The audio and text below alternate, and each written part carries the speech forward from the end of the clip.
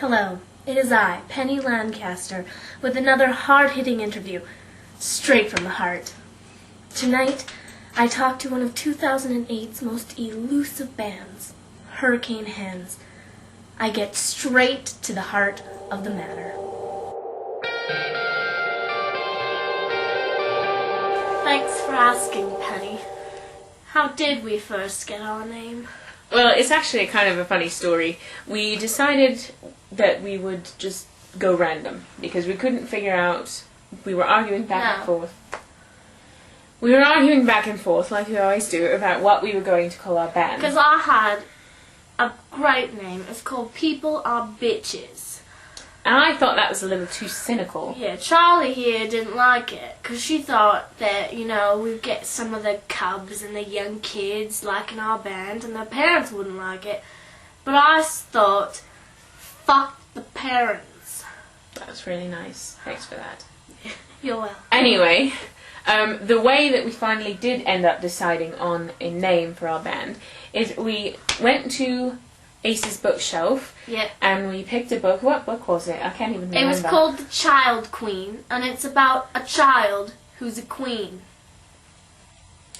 And what we did was we each turned to a random page, picked one word off of the page without telling each other, and then we just only it didn't quite work, because the first time we did it, the word I got was hands. And what did you get again? Martin. Martin Hands. What the fuck does that mean? It would have been okay if it was a one-person band, but it is the two of us. No, exactly. It could be like the Martin Hands Trio, only that wouldn't work because it'd only be one person.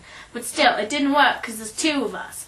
So what we did was we took another book, and this book was The Prince of Tides. Exactly. It's about a prince who's the prince of some tides.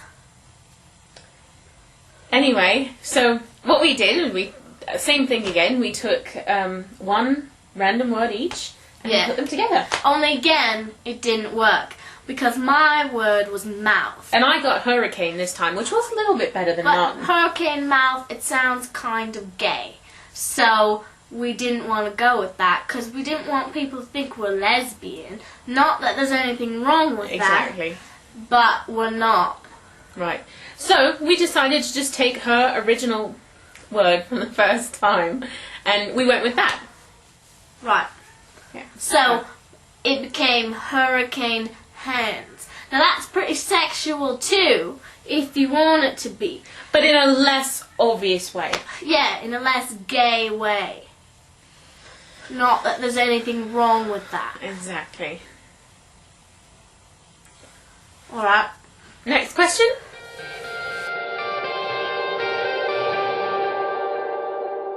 Where did we meet? Well, I was going to a boys' school in London, which is kind of weird because I'm a girl. She had really weird parents. I did. They thought that I was going to become a lesbian if I went to a girls' school, so they sent me to a boys' school. Where she met my brother. My younger brother. Yeah. Well, I met your older one once, too. But it was with my younger one that the whole thing actually happened. Right. Yeah, the whole thing. Yeah. You know what I'm talking about. Anyway, she met my younger brother, and they hit it off, I suppose. Yeah. And he brought her home for Thanksgiving dinner. That's right, he did. Took me back to his place after, too. Anyway, that's how we met. I have to be honest, I didn't like her at first. No, I have to be honest, I loved her. I thought she was fucking fabulous. I thought she was too cross. Yeah, well, I am.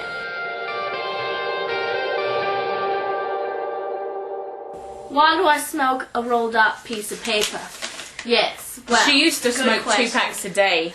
Well, that's when I was quitting. Before then, I was on to like 20 packs a day. It was pretty disgusting. 20 cartons a day. Yeah, it was pretty gross. Yeah, and so when I started, it got to the point where I was breathing smoke, even when I wasn't smoking. And so I was like, this is pretty awful, because I'd be on stage and I'd be like, and it's like, puff of smoke. It was really neat for an effect, but we knew it couldn't possibly be healthy. Yeah, exactly. So then I went on this hospital retreat called rehabilitation. And so they said I needed to replace one habit with another. So now I don't even light it on fire. I've made it to that stage. I just roll up some paper and I just Whatever's available, really. It doesn't even have to be paper. It can be just It could be like these scissors. So that would be really dangerous, so we don't do that. Right. Granted, now it costs us about like $4,000 more a concert because the fans unfortunately really liked that effect. So now we've got to figure out how we can do it. And it's really easy. We just take a bunch of drinking straws and we tape them all together. Then we lace the drinking straws up my shirt, and then hopefully I'm wearing a scarf and we can have it under here. And it actually, if you see my concerts, it actually comes out the scarf. It was really a brilliant idea. Yeah, it was my actually idea. Our manager Trini helped us with that. Well, mostly me. But she helped. Yeah, I guess. Well, it was really her idea. But I suggested the drinking straws and tape. It's true. Because, you know, I was there. We were going to use some fiber optic tubing. The drinking straws are really a lot cheaper. Yeah. And I thought, well, what if we're on the road and the fiber optic tubing breaks? What the hell are we going to do now? Not every hardware store has some fiber optic tubing. It's true. But, like, pretty much every place has drinking straws and most places have tape. Well, it's true. They do. Well, God, that's really depressing, actually. Yeah, but it's only like, you know, our 9th album coming out. We'll make some money soon, right?